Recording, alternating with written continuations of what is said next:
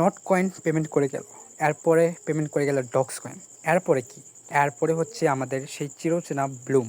ব্লুমটি already আমরা যদি বিংএক্সে যাই অলরেডি প্রি মার্কেটে লিস্টেড হয়ে গেছে। তো কত প্রাইস চলুন দেখে আসা যাক। আমি যদি বিংএক্সে ঢুকি তাহলে প্রি মার্কেটে দেখতে পাচ্ছেন ব্লুম অলরেডি লিস্টেড। এখানে প্রাইস দেখতে পাচ্ছেন এক টোকেনের প্রাইস 0.08 অর্থাৎ 8 সেন্ট করে এক টোকেনের প্রাইস প্রি মার্কেটে ট্রেডিং চলতেছে বিংএক্সে।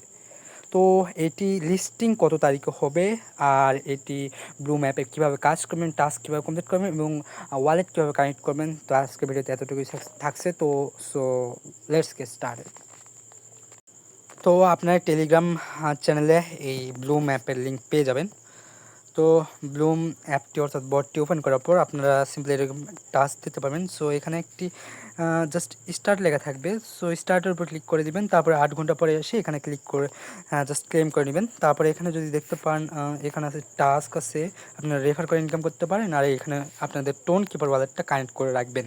তো এতটুকু এখানে কাজ। তো আপনারা চাইলে গেম খেলেও এখানে আর্নিং করতে পারেন, এছাড়া কোনো আর আর্নিংয়ের নাই।